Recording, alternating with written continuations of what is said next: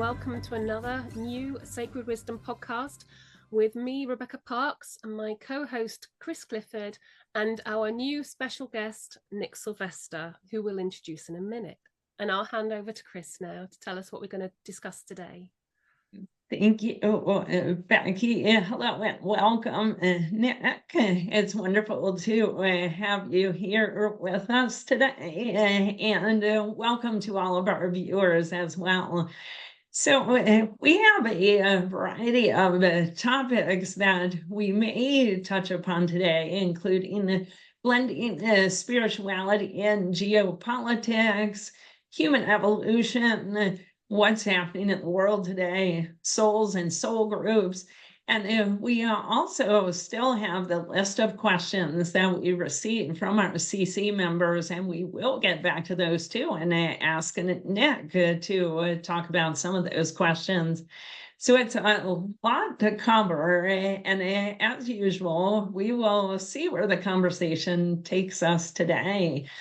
And with that said, I'm going to hand back to Becky to get us started with some musings. Becky. Thank you very much, Chris. And yes, this was sent to me last night by one of our coordinators, our Acting England and Northeast England coordinator, who is also an author of several books on spirituality. And I loved it, so I thought I'd share it with everybody. So these are from Ian McHale, musings about the Connecting Consciousness, Spiritual Topics and Empowerment group on Mighty Networks, and the ongoing, ever-increasing momentum of beneficent influence that we all have on the collective zeitgeist.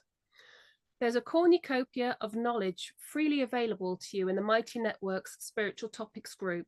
It's like a huge specialist library for one's reference and use as a resource to freely browse through and study. Plus, it is ever expanding by being constantly and diligently attended to. All the content is focusing on the multifaceted topics of spiritual wisdoms, which also come with advice and suggestions to help facilitate, at one's own pace, the lifelong journey along the path of self-empowerment, self-discovery, personal sovereignty, and so much more. The major theme being further self-education via constant learning and the resultant consciousness and perception expansion. For as your consciousness and perceptions expand, your whole system of thinking, believing, and then behaving and engaging with oneself and the world will change. And the more each and every one of us engages our thoughts on such things, the more we automatically radiate out into the collective, the beneficent energy of the same to others. It's an incredibly powerful phenomenon that we are innately able to accomplish. It's like shining a light to illumine the path. How come we can do that? Well, because at our essence, we are incredibly powerful, multidimensional creators, and where our attention goes, our creative energy flows. The challenge is that society at large has been grievously entrained for so long to be habituated to constantly looking and focusing outwards for the latest geopolitical intel, and then minutely, even obsessively, sifting through it all, looking for assurances of the likelihood of there being some potential future solutions, nearly always from others, in the pipeline. However, I foresee a time in the not too distant future, in fact, just as CC currently is doing in its work for the betterment of humanity, in mentoring, inspiring, and encouraging members to be intrinsically motivated to learn and realize the empowering gnosis of truth of who and what we really truly are, along with all the unlimited potentials that we all, each and every one of us, innately has. All of that and so much more has been hidden from humanity for so long, and we've been actively discouraged from going within, from where we really can go beyond. But now, as the song goes, the times they are a-changing. And we, all of us, each in our own unique and special ways, have a tremendously important and crucial part to continue with in helping to co-create that new paradigm we desire for the betterment of all of humanity, for all the living creatures on it, and for the sentient Mother Earth herself, this beautiful planet we all share, and we are also privileged to be alive on. So I absolutely love that passage from Ian McHale, and I wanted to share it now as a kind of introduction to this topic. And so with that, I will hand over to Nick, who will explain why he doesn't like to do bios, and then we can hear all about his latest knowledge, understandings, interviews, and ask him some questions. Thank you, Nick. Well, thank you very much, Becky. And Chris, that was very eloquently both read and written. That is extremely accurate, especially in these particular times. First of all, it's just a pleasure to be here with you ladies, and with the group, the CC group. I know most of you have probably seen me. I've had the pleasure of spending a good amount of time with Simon on 3 different podcasts. One of them quite lengthy and enjoyable. So a lot of you guys sort of at least know a little bit about the way I work, and maybe a little bit about what I do. But the bio, and look, this has always been my opinion. I mean, I'm an old timer. I knew things as a kid. Okay. I knew a lot of things that I shouldn't have known about the world and what was true and what was not. I always just seemed to have that innate ability when I would hear things like, I didn't necessarily, I couldn't list 100 things that are true or not true, right? But I had the ability to know if I heard something or if I saw something. I could tell if it was good or bad or right or wrong. And that just developed over time. And it really developed when I had almost a life-ending, life-altering accident in the year 2000. And I was bedridden for about a year. I broke almost everything. And I spent a lot of time unconscious, let's say, a lot of pain management. And most of my days were in and out of sleep. And, it wasn't necessarily sleep. I was in another place. I was spent a lot of time in the astral, learned a lot of things. This reality became very difficult, and that reality became much more palatable. And that's where I wanted to be. And, as the days turned into weeks, turned into months, and, that's where I needed to be, I felt. And, just with that experience and bringing back knowledge that I shouldn't have been able to have, a lot of these questions that we're going through are really clear to me. I don't have all the answers, but I have a few. So, the bio, like I said, this was back in the, I don't know, the late 80s, 90s, when I started realizing what the cabal was and who they were and how they worked and how they have gatekeepers. That's the term I've used for them. Gatekeepers, all right?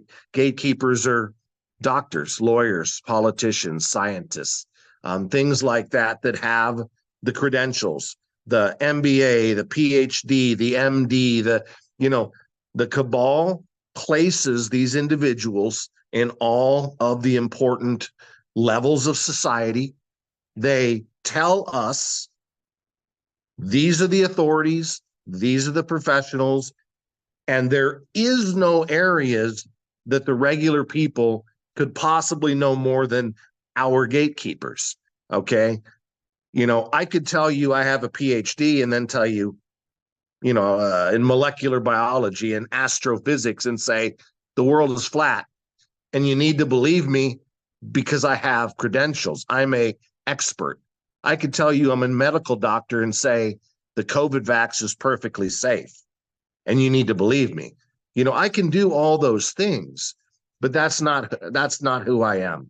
You know, I have a background ever since I was probably 7 or 8 when I started reading about Bigfoot and UFOs, and it just progressed from there. Any information I can get my hands on, I do. You know, I don't claim to be an expert at any particular niche, but I know a great deal about lots of them.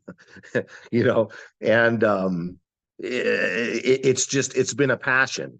And throughout my life, when we started getting up into the beloved Obama years, truthfully, I kind of became a rebel. I thought the world might be lost, and I revolted against it.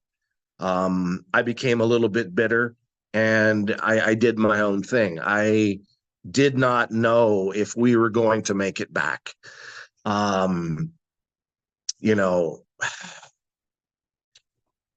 anyway, so long story short, I predicted in 2014 that Trump would be president.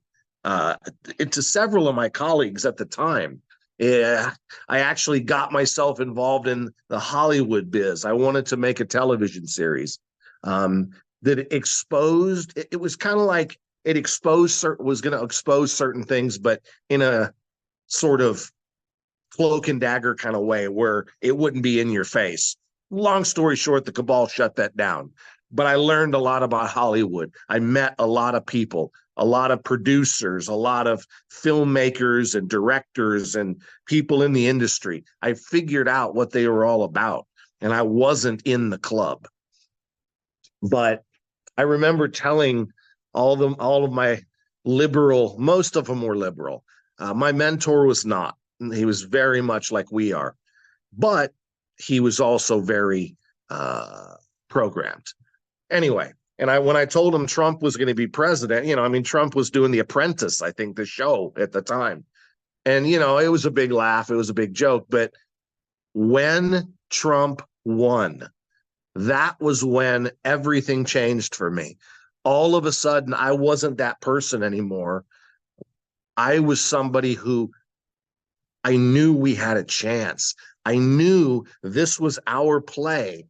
This was the outward public movement where we, being the good guys, the good people, were going to take it to the bad guys. And it was going to be tough, and I knew it.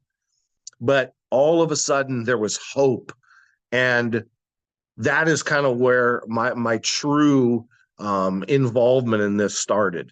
Is as soon as Trump won that election, which I knew he would. I saw it. And I guess the rest is history. So that's kind of a brief summary of where I came from. You know, I left out a lot of stuff, but I don't want to bore you guys either. So there it is.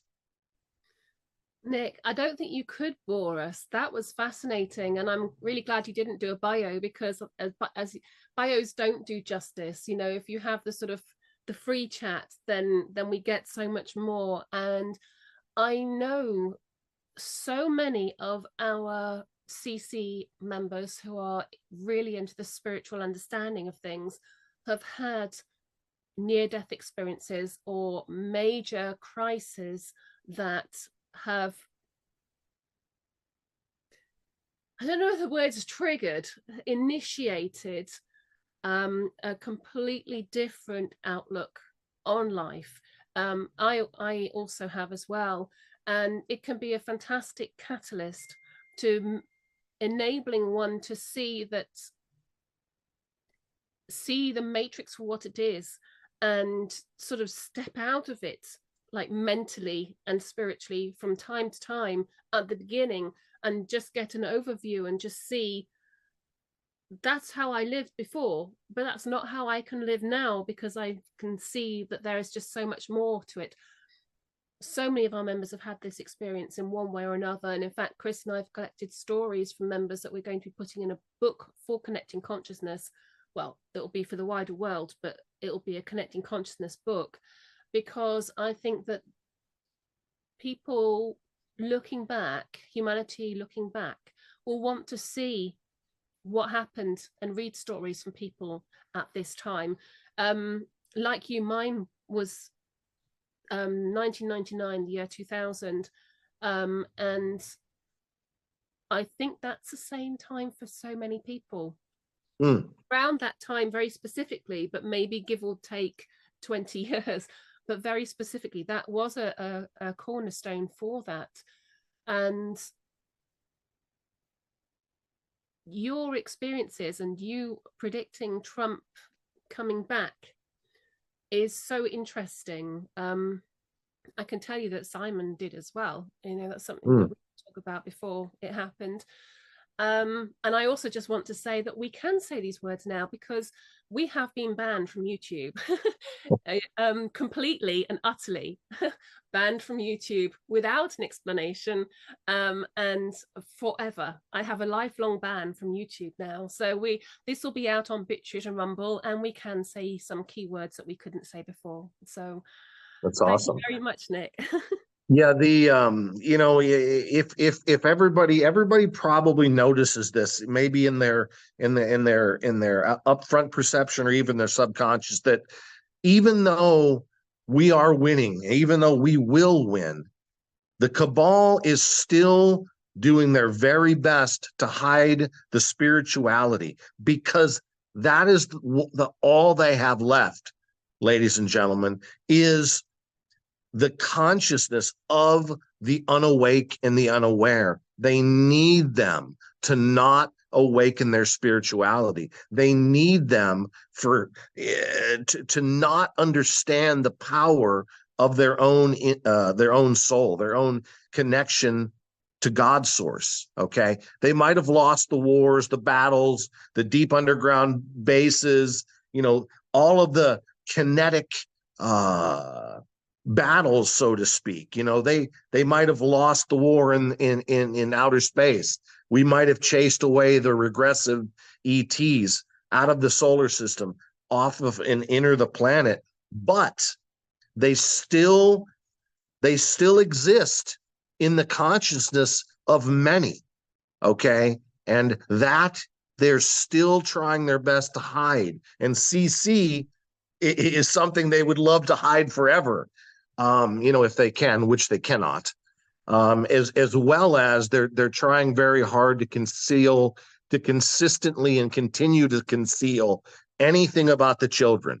You'll notice that that's something that most people still do not talk about. And that's something a little bit different that maybe we won't talk about, but I'll mention it. Okay. There are many people in our movement, in the truther movement, that are compromised, that have been for some time, if not since the beginning. They're there. They're meant to guide you a certain way. They'll tell you most of the truths, but they'll omit a lot of the truths, or they'll slightly alter them. And you'll also notice there are those that like to pitch fear. Fear is still important to them, being the bad guys, for us to have.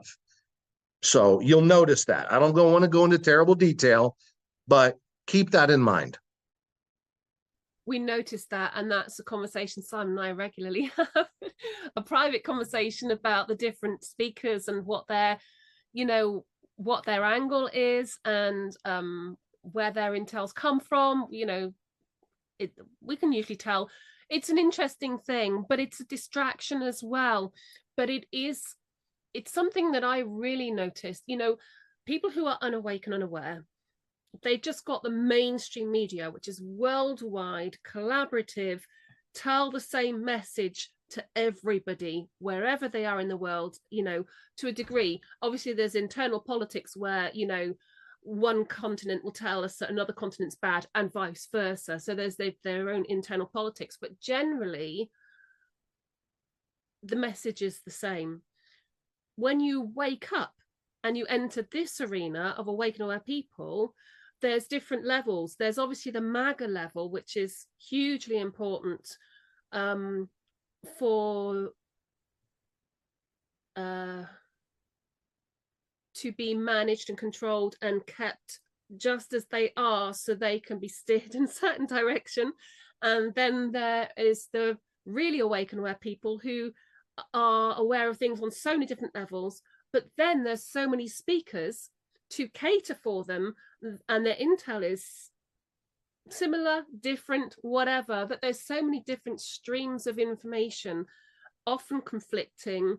Even if it's the same, it's invariably probably not true.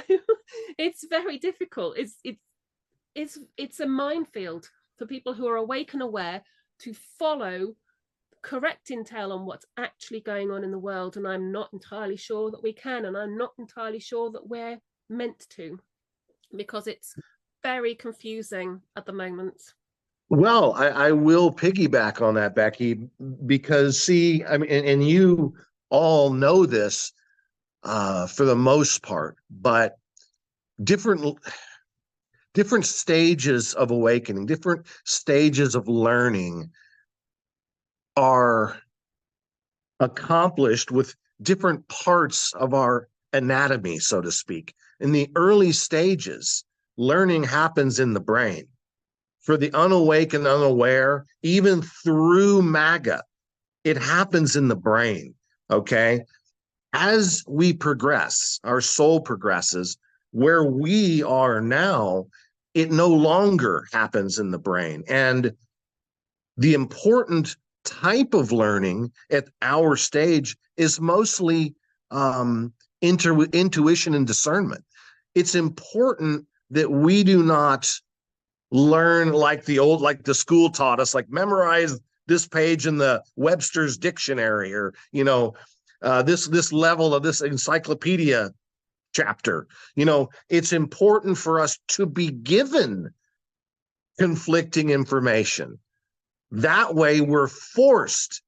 A normal person, they just pull their hair out. They're like, I can't, there's no way I'll ever know the truth. Well, with the way you're thinking, there isn't.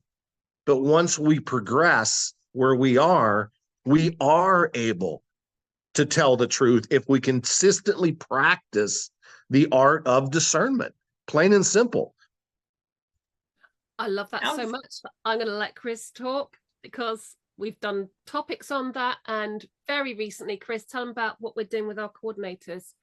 Yeah, so thank you, Becky. And that's exactly what I was going to weigh in on. So we have a wonderful CCM member from Thailand who is, I'll call him a transformative facilitator, instructor, and he is doing some sessions, some very interactive sessions with our coordinators and event host on how to think about education in a whole different way, and the impact that education has on society, and also our history with education and what we think about it, and how we've been taught to exactly what you said earlier, Nick, to listen to the authorities, and that's what you need to know, and that's what you take in, and instead how to look within and how to use discernment and how to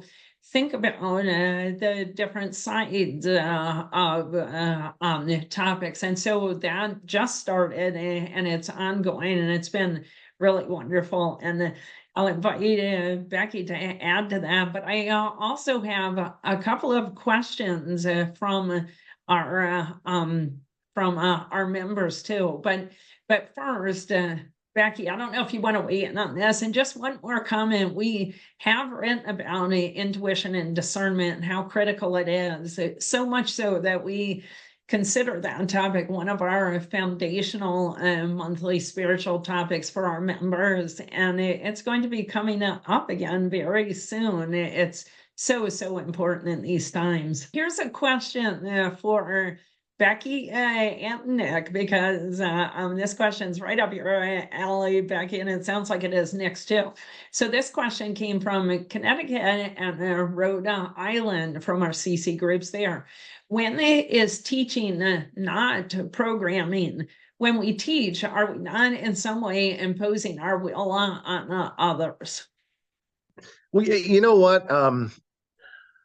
I'm gonna answer that with a no, and I'm gonna explain why. No, we're not advanced teaching is not forcing one's will upon somebody else. I'll start from the law of one, and I've read many books, literatures, cosmic historians. I follow many. I have for many years, anywhere from Neville Goddard to Dolores Cannon, to the works of Ra, David Wilcock, many of the cosmic historians, the Alex Colliers, the Elena Denons, and everybody has their opinion on everyone. But I take a great deal of information and jumble it up and pick and choose what resonates with me, and that is what's important.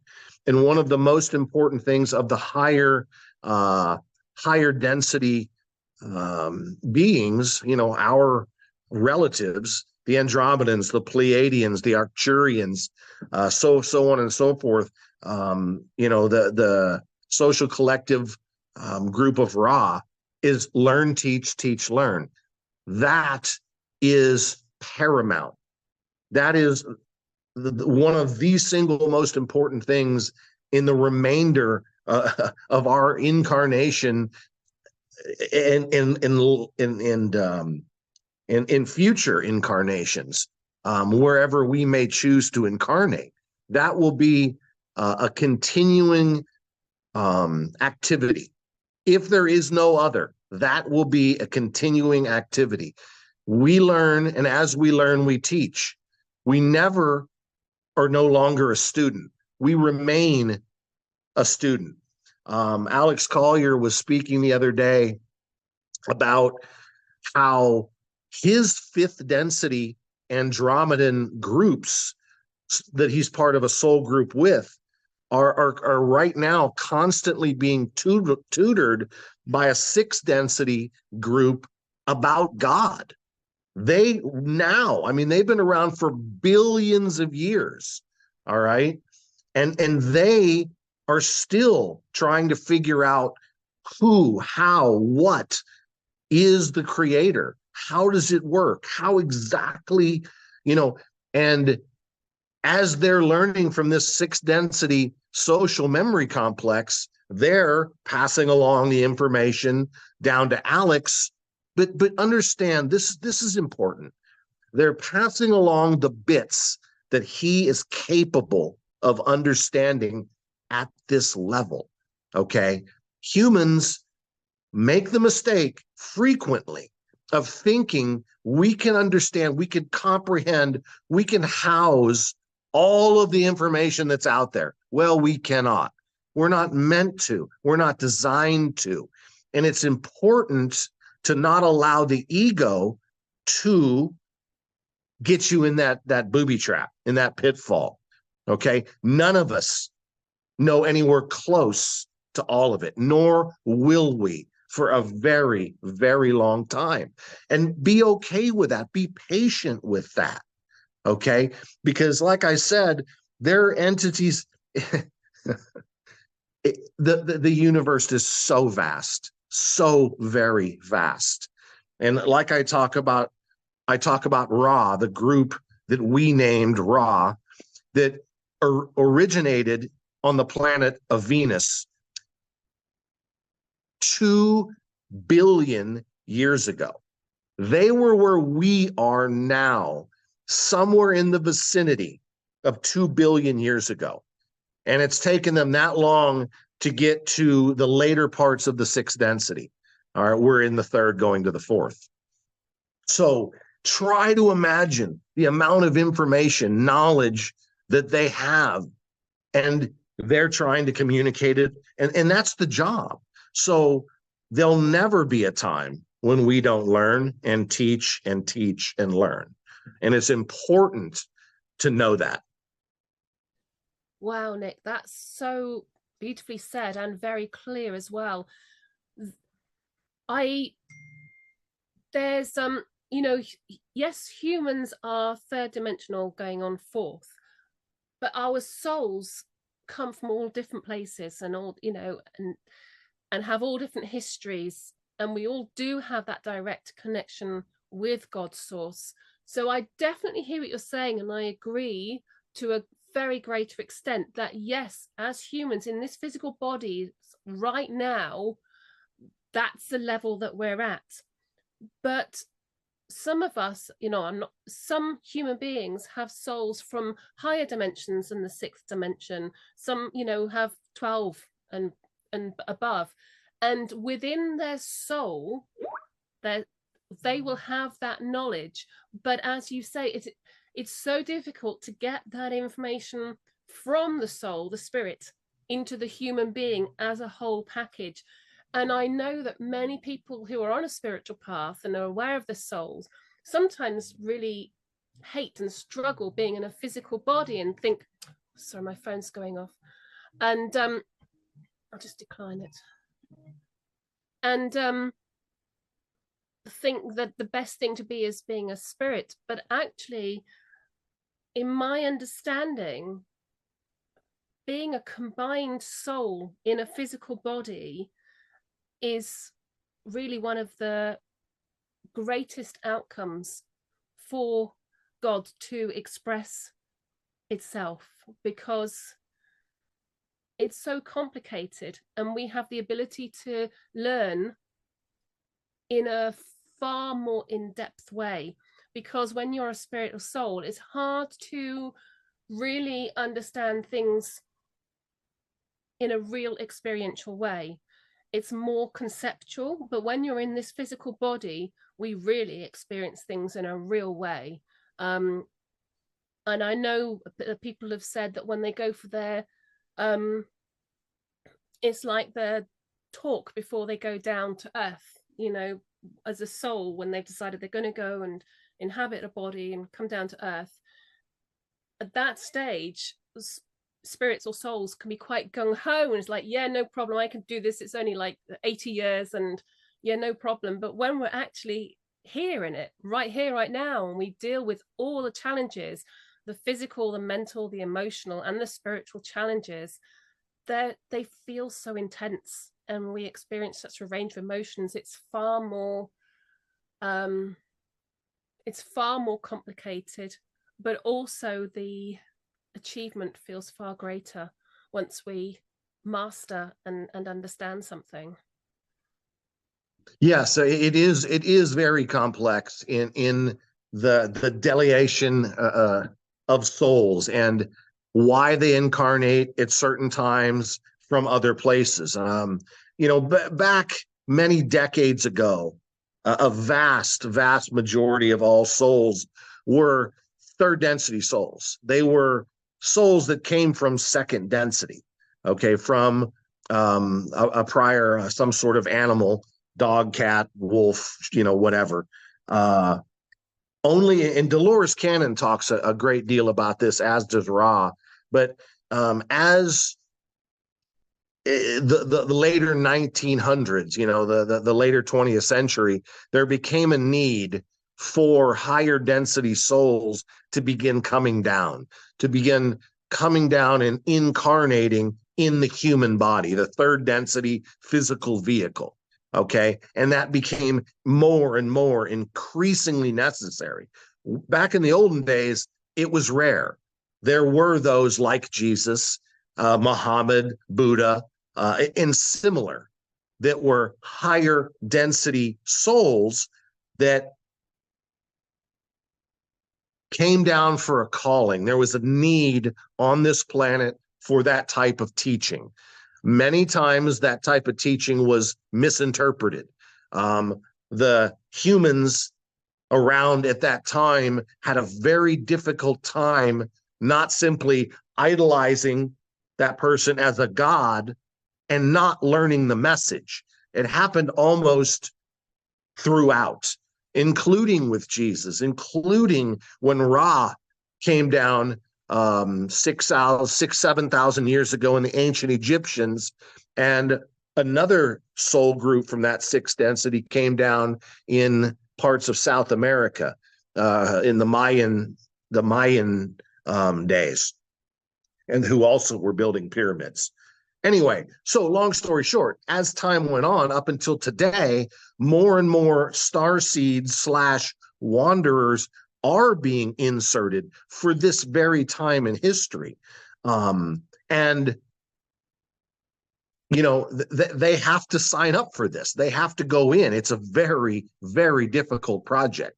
It's like a soldier being inserted behind enemy lines all by himself with no weapons, you know, and no map. It's like, nah, you'll be fine. Just jump in there, see what you can do, you know, and it is necessary for them to forget, for them to not know who they are.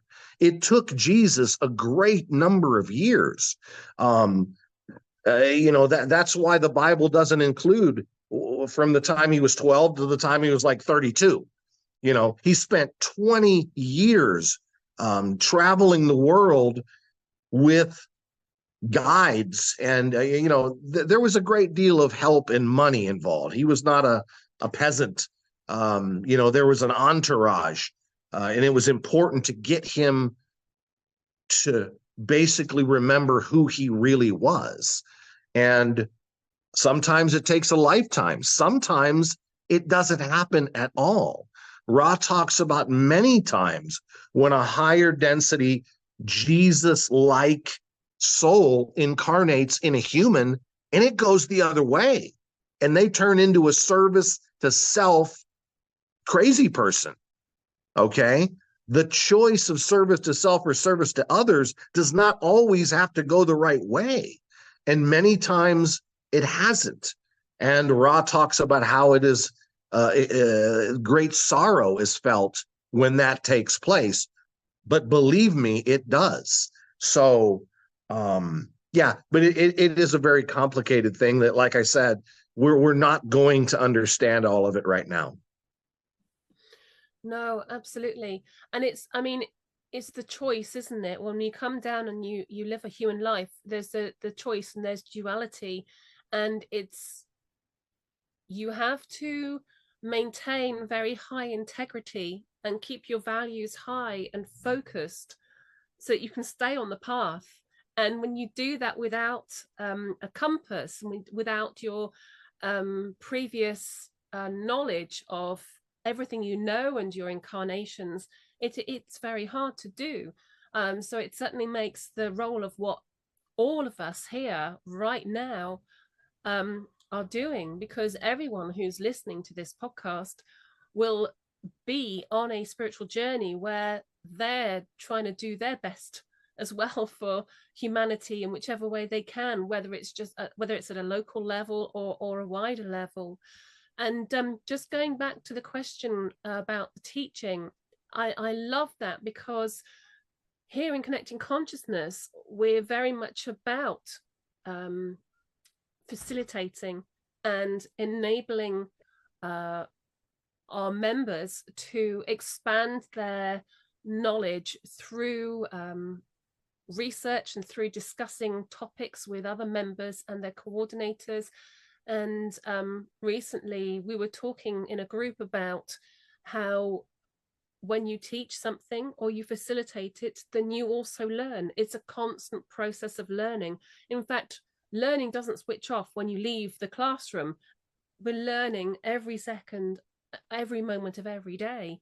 And it's a question of what we go through experiences, and what do we actually learn from them? Because our life experiences are what are teaching us what we know about ourselves, and how we react to different situations and circumstances tells us more about ourselves. And when we understand that, when we look into realizing as well, going back to something we mentioned earlier, instead of looking out for information about what's going on in the world, we look into ourselves, and we try and find the information from within. That's part of intuition and discernment. Without a doubt. And it's funny because a lot of this, if not all of this, all kind of boils down to belief system, our current belief systems, because they do change throughout life, as we all probably know. And to what level our belief system is sitting currently is sort of the level we're able to learn and accept new information. Okay. You can take the normie group, like my whole family. Their belief system is so immensely guarded by teachings of the cabal. They're doctors, they're medical doctors. My dad is a PhD, and my whole family's medical doctors, right? Different fields. And we all know the medical field is one of the most stringent lockdown, satanic or, derived group there are, even though almost all of the people in it are good.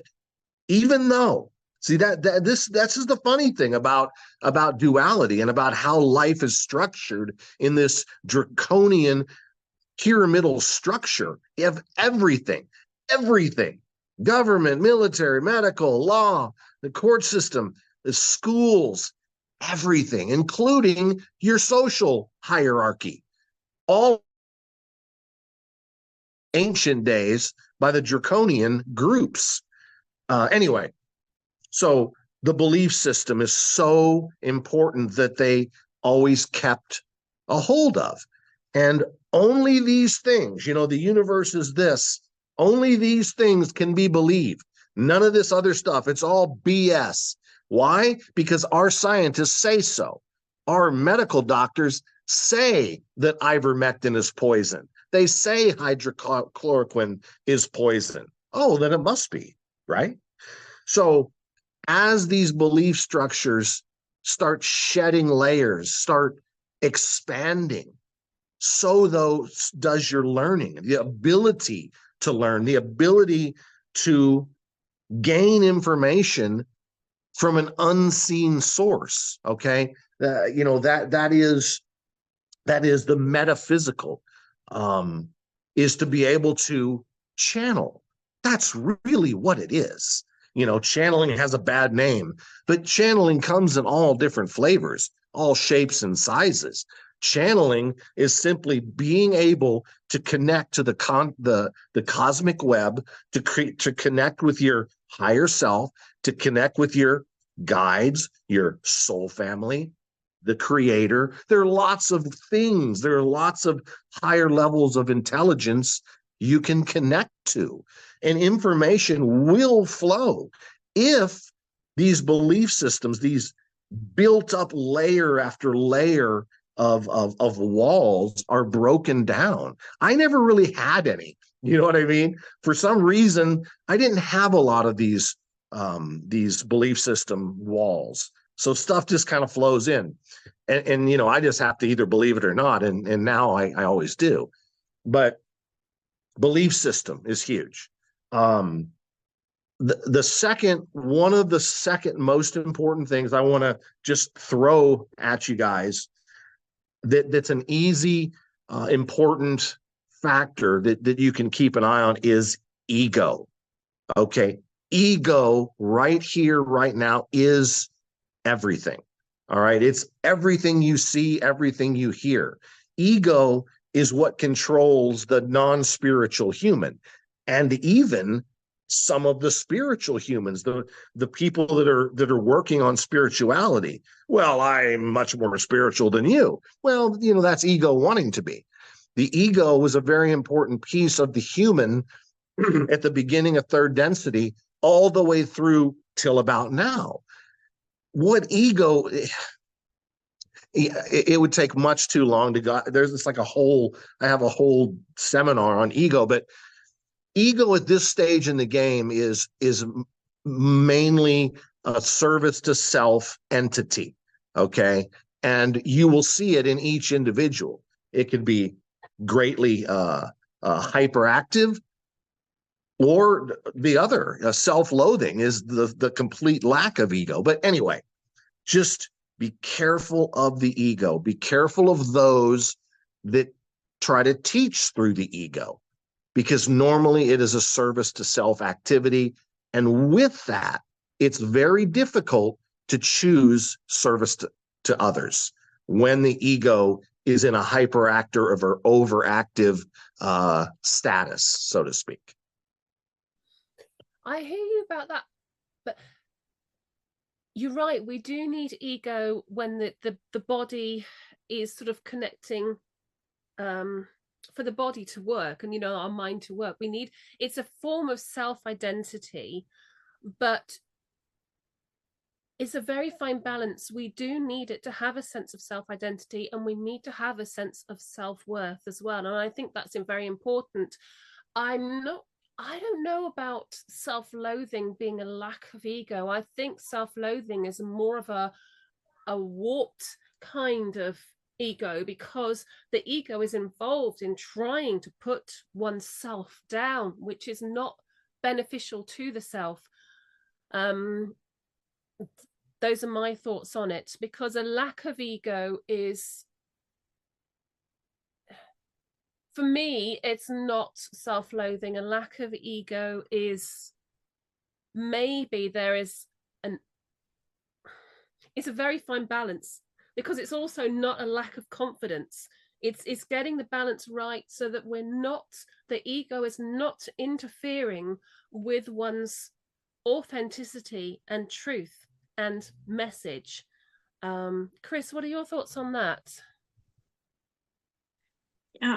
We have, covered so many different topics here. I agree with what you're saying on the ego. Actually, both of you, I think there's a place for it. And I think in general, when people talk about the ego, it's about the ego kind of going astray and becoming larger than life. And I do think it's prevalent, and it's something that we've been taught and programmed, right? Particularly, you know, working, like I spent a lot of time in the corporate world, and particularly women in the corporate world felt, okay, well, I have to have a huge ego and I have to be very tough to be able to, you know, compete with others. So I think it's something that we've been taught and programmed.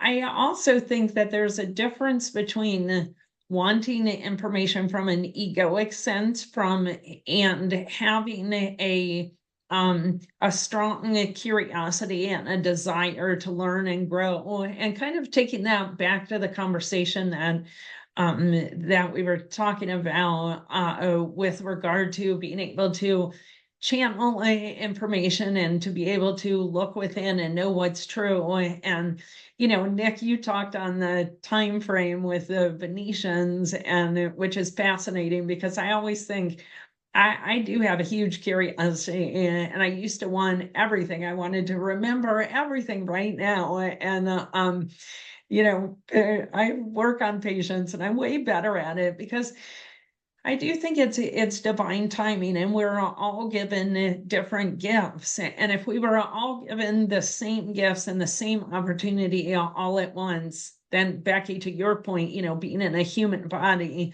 and I think Nick, you touched on this too, being in a human body with the senses that we have right now for a particular reason to be able to do the things that we're doing right now, you know, it just makes us crazy if we got all of that in this space here and now. And I just wanted to share real quickly. There's someone that I listen to occasionally who has been channeling for a really long time, who I really like. He channels Bashar, and he was talking about this very topic. And he said, yeah, you know, I felt like, okay, I'm ready to communicate, to have this interaction. And he said Bashar gave him a dream, and in that dream he met Bashar, and as he got closer to the presence, his being kind of disappeared. And he said, it's not about that I'm not ready in the sense that I think, but it's about the vibration is just so much higher, and we're all going through this process of raising up our vibration. And that really made a lot of sense to me too. And you know, we hear the words, trust the process and follow the process, and, you know, experience, we're here to experience and to learn and grow. And it does take patience, I think. It does. We all, many of us want it like right here, right now, you know, we think we're ready, but you know, it's difficult. Chris, do you have any more questions? I'm sure we can do another question before we wrap up. We're not quite well yet. I do have good, there's so many great questions here, but give me one moment, because there is, well, let's go to this question. So it's from the EC group. It says, many spiritual gurus teach that 1,000 years of peace, the golden age, will begin in 2030. What are your thoughts on this? Becky, do you want to grab this one first, or no? No, thank you.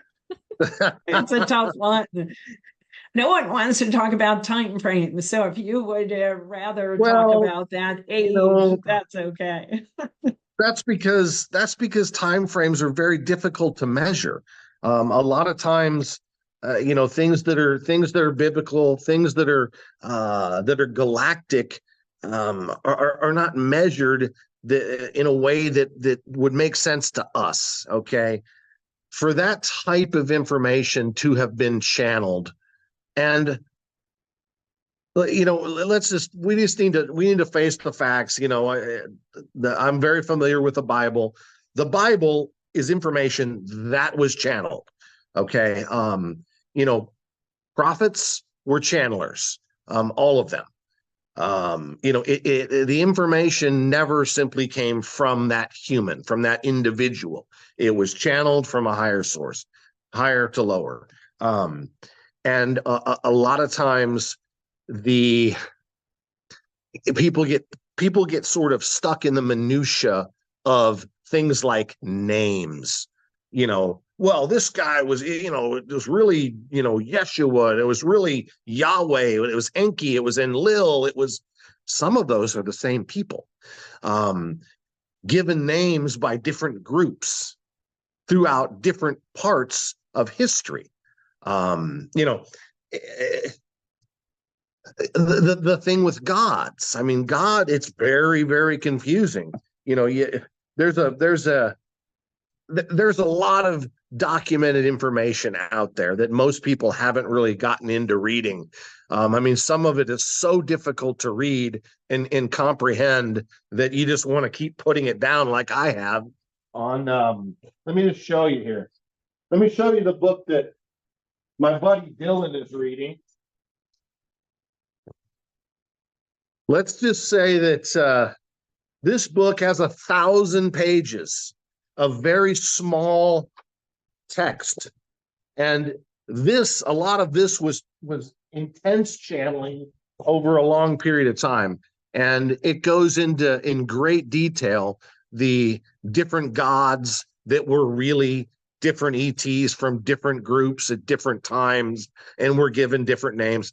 Anyway, I don't hold a lot of belief in those types of very simplistic, you know, exactly 1,000 years of peace.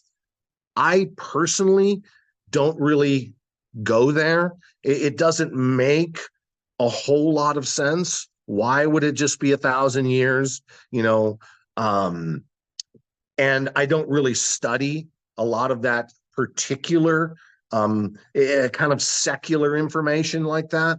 So I apologize for not being terribly knowledgeable about that particular question, but I would take those type of things with a grain of salt. And another reason is it's not really going to be our particular issue. Our issue is here and now. We need to have all our energy focused on winning this thing, getting to the 1,000 years. And I don't want to suggest what we should or shouldn't do, okay? But I don't, you know, spend a whole lot of time thinking about what's going to happen in 1,000 years from now. Let's just get this done and let's move forward. So that's just a little bit, take it with a grain of salt.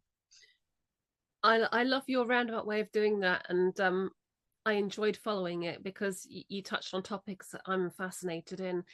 And I agree with you about this. For me, 1,000 years of peace, well, where are we right now on planet Earth, on Mother Earth? There's lots of different rulers in different countries, and they may or may not get on with each other, and everyone's got weapons to try and outdo everyone else. Are we really going to transcend that system and move into one where we are all of such knowledge and wisdom? This is where I want to go, where I want humanity to go, where the whole of humanity is of such knowledge and wisdom and works at one with nature, is in balance with nature, understands the full beauty of interactions with every other human being and every other creature on earth, so that we are all at peace and at one. Are we going to reach that by 2030? I don't think so. If we have 1,000 years of peace, to me that sounds more like one very powerful ruler ensuring that no one else is going to overcome them, and there's still the hierarchy that we've got where we, humans have to know their place, know their role, and behave. We're not at either of those levels anymore. We're moving from one authoritarian, we're moving out of the dictator authoritarian leadership and into another form, but we're not, there's a long way to go. And the way I see it developing, like the way it's developed over the last 4 years, so much ground has been covered, but behind the scenes, but to all intents purposes, not much has happened. It's like we just bumbled along through 4 years of, Biden creating one mishap and disaster after another for the next president to sort of clean and tidy up. I'm not one for getting into politics, but obviously I can't avoid it in our household. But my hope is that those of us who are on our own spiritual journey can just do our utmost best to try and work on ourselves so that we are the best that we can possibly be, and help others around us be the best that they can possibly be in a genuine enlightenment, loving way, that energy spreads across the planet, that, I say planet, that's not even a good word, spreads across Mother Earth, so that we genuinely raise the vibration of humanity, so that we can reach my first model, where everyone is in a natural peace and harmony with everyone else. A long Very answer, good. but yeah. Very well said. I mean, I'm hoping that, I'm hoping individuals aren't hopeful that all of the bad guys are just going to be gone by, 2030, because they won't. Duality is still necessary, and it will still be present for a very, very long time. It's just, keep in mind that there's still souls that choose free will. They choose the negative path. Okay, they all the way up until 5th density. We were battling many Orions, many of the Nibu, many of the different groups that were of 5th density, and they've chosen the negative polarity. Okay, what happens here, right here in our near future, is our ability to easily differentiate between the service to self and service to other paths. See, in the past, they were able to fool the heck out of us, right? We look up to these idols and, oh, they're so good, they're so smart. But in reality, they were the devil, right? that won't happen anymore. There'll be a relatively clear-cut difference in these dualities, and you will be able to actively choose, well, gosh, which group do I fit better in? Do I want to be in Becky's, beautiful world service to others, everyone gets along group, or do I want to go over with those guys that are battling over, a dollar? Because they're going to still exist. They have to. They're supposed to exist.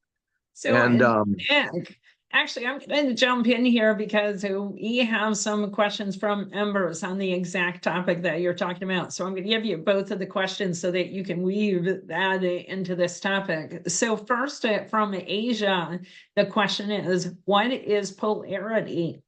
And then from our Cyprus members, what's the connection between karma, free will, infinite choices, and bipolarity? Whoa, you may have to repeat that second question, but polarity is simply, polarity means a lot of things. A magnet has polarity, positive and negative pole. They either attract each other or they repel each other. But how we're using it and how it's used in the law of one and by many cosmic historians that talk about these kind of things, polarity is simply the use of free will to make the choice of service to self or service to others.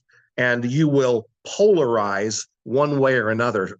And when Ra or other higher groups like the Andromedans through Alex Collier, or the Acturians through Alexander Quinn, or others, or, like you were mentioning, Daryl Anka channeling Bashar, R.J. Spina, the group that channels Melchizedek, they all say the same things, just different ways.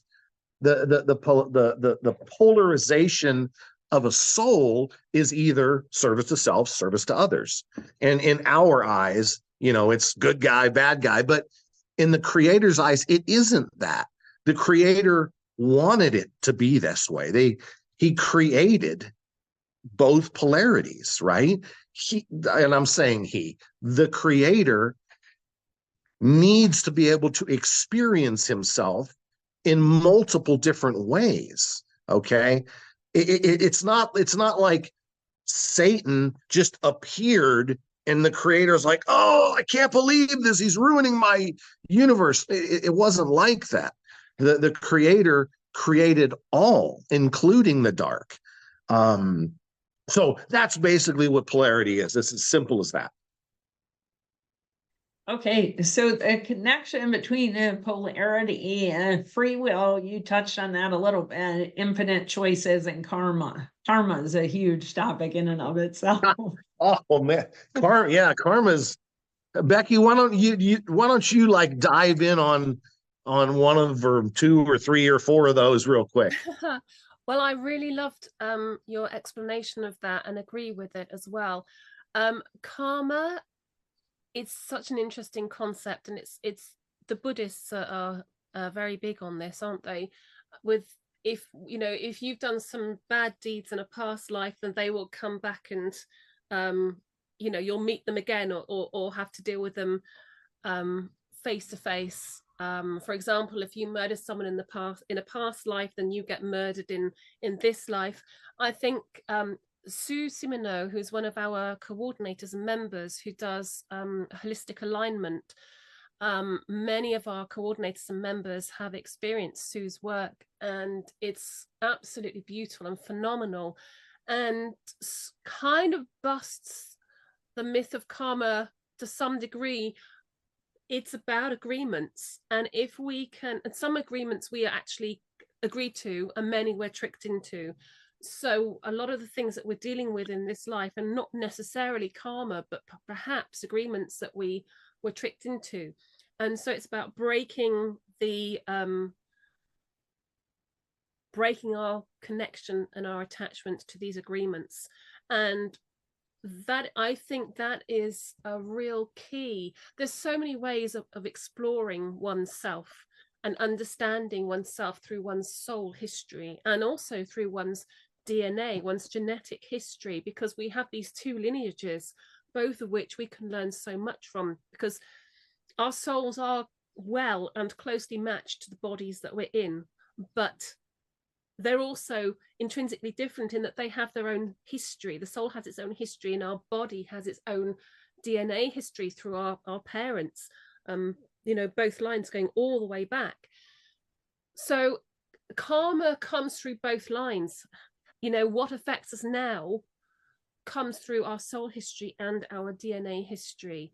Unresolved issues from, you know, your parents or grandparents that have affected and changed the DNA come up and affect someone with their health, you know, in the body that they're in right now.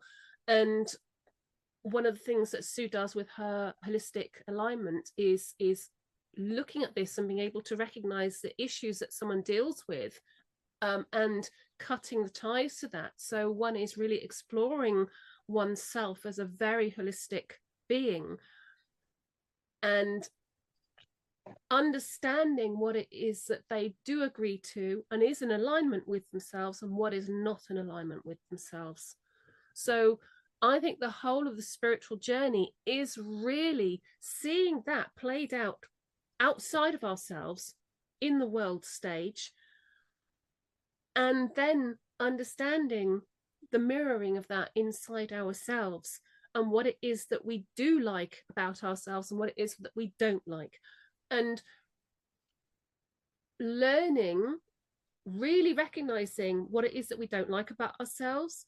Often we project that on others. So learning not to do that, learning to either integrate it lovingly in a sort of a lovingly whole encompassing way, or learning to reject it in terms of cutting it so that we don't have that tie. It's like cutting the cord, so we don't have the tie to a particular trigger or a particular connection that is always negative and bringing up negativity. So it's about self-healing all the time. I've gone round in really big circles here. Wow, no, Gone from let A me to B in a very windy way. let me that was a beautiful way of explaining it, a very soulful, holistic, human way that's usable. You know, my definition was going to be more scientific and kind of weird, but I like that. So, you know, just real quick, karma is an extraordinarily important law of the universe that mostly more advanced civilizations are very keen on. I know the more malevolent groups are extremely concerned about karma. You know, karma is basically the balancing of universal energy.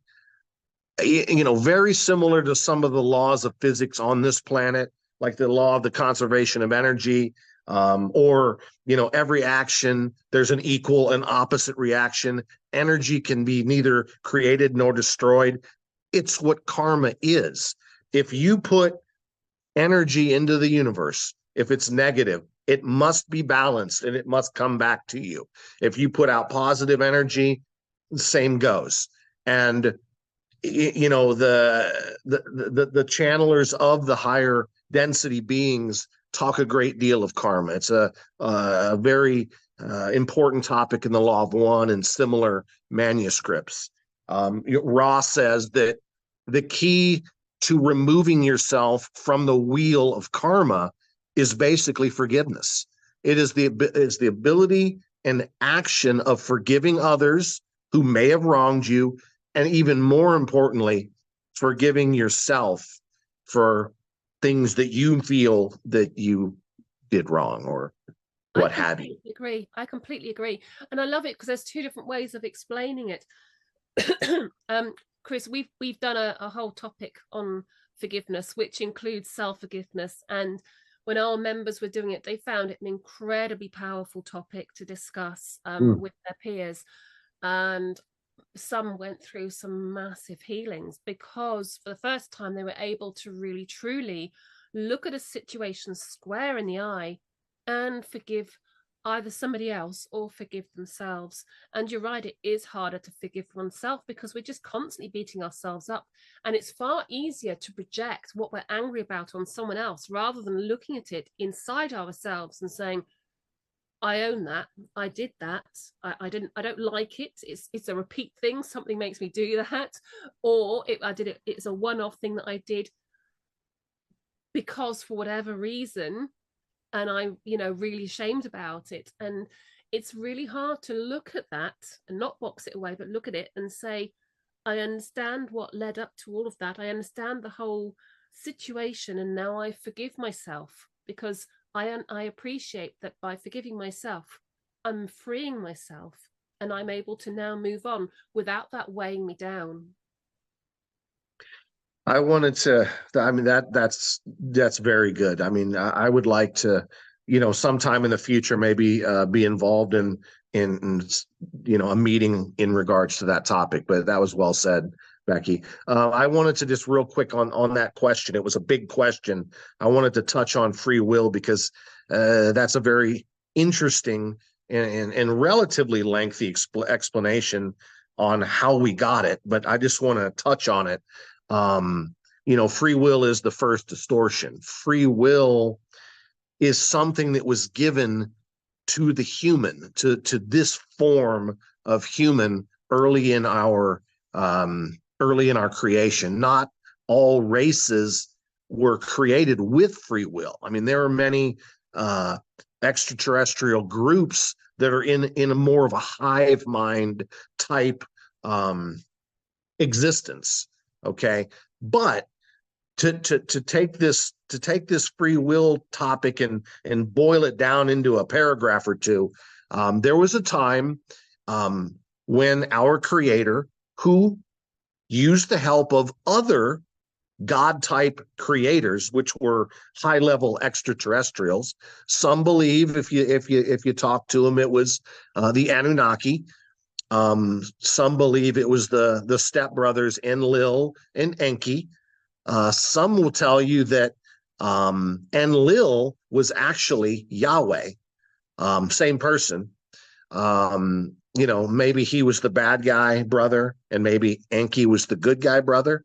Doesn't matter right this minute. I'm not going to argue that. But the human, the Garden of Eden, okay, the idea of the Garden of Eden was prior to free will. Okay, it was a group of humans similar to ourselves, how we are now, after our DNA was implanted in other beings and created a more intelligent, more human-looking person. There wasn't free will, and humans basically, to make it real simple, sat around and did nothing. There was no progress, no progression. Everything was nice, and long story short, the story of Garden of Eden, free will, there were meetings, there were councils, all right, the Andromedan councils. There were multiple councils in the Intergalactic Confederation and the Confederation of Planets and the Cedar Race. There was a lot. There were 22, arguably 24 different races involved in creating us, okay, in our DNA and our blueprint. So they got around saying, we need to do something. And free will was introduced. My belief is that's when the apple tree was put in the story of the Garden of Eden.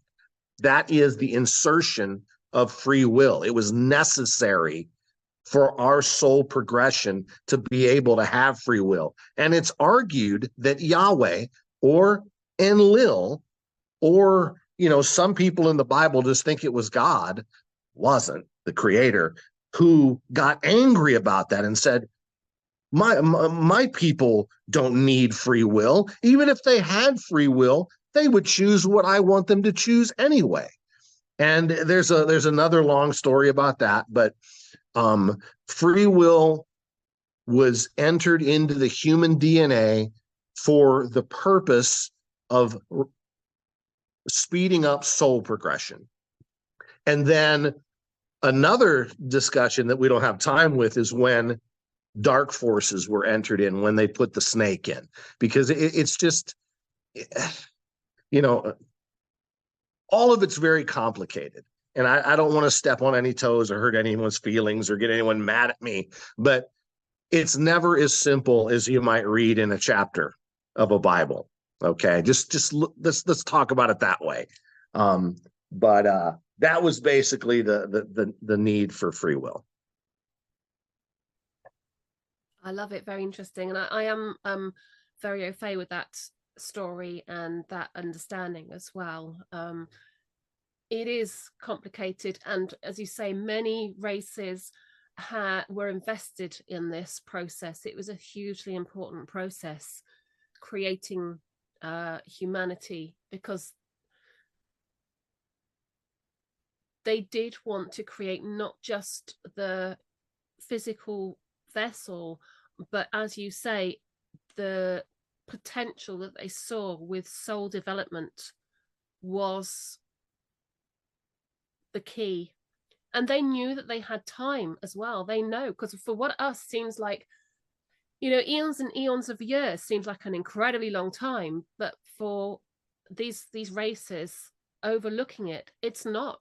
They can set something in motion and watch it develop and evolve. And that's one of the reasons why they wanted to keep lives so short, so that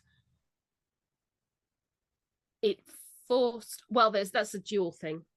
On one hand, it forced evolution quickly of the soul, but on the other, it held it back, because if someone has a very, very, very long lifetime, say we have lifetimes of 1,000 years, we won't feel the need to achieve so much and develop our knowledge so fast. Humanity would sit back on its laurels. That it'd be completely different. The world would be a completely different place. But the fact that the amnesia has been put in place for souls when they go back in means that it makes it so much harder to evolve. And what we're doing right now is those of us who can wake up and who are actively on a spiritual journey and do recognize past life experiences, one can tap into that, but also one has to recognize that the whole tuning into your higher self and your intuition, that is such a key thing. It's not just a banal phrase. It's a key process that we can all do, and we do have to do if we wish to tap into our deeper understanding of ourselves and our history. Agreed, fully. Yes, So, and it was true that humans did live many, many hundreds of years, as the Bible said. That is absolutely true. And, well, kind of one of the reasons as well is way, way back, thousands and thousands of years ago, when those stories were told, you have to understand the amount of catalysts, and a catalyst is basically a lesson. The amount of catalysts available at that time were few in comparison to what they are now. The human vessel is only able to absorb so many. And most of the catalysts, unfortunately, for learning are negative. You know, we tend to learn better through pain and sorrow and anguish. You know, I wish that wasn't the case, but for some reason it is.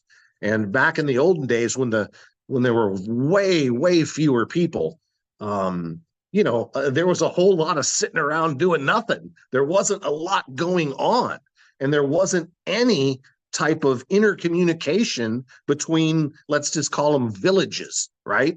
You could have a village of 100 people and things are the same for 100 years, you know, nothing changes. There's no good, bad, or indifferent. There's no internet.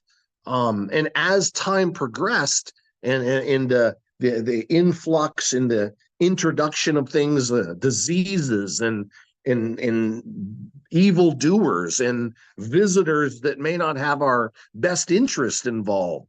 You know, warring factions, more people. As that stuff increased, the life expectancy greatly decreased. And there was a few other reasons, but those are long topics too. So it is a very interesting topic. It really is, and I would love to delve into this some more. I think we will round up this podcast, but it has been absolutely fascinating. And you know, just to finish it off, never before have we ever lived through times where we have access to so much information and knowledge and ability to communicate with others like this, to discuss it. So this is what is, you know, really fast forwarding human evolution, what we're able to do now in you know, right here, right now, in the past few decades. It's phenomenal. So that's something to ponder, I think. Yeah, so thank you. Thank you, Becky. Thank you, Nick. Wow, we have covered such a wide range of topics.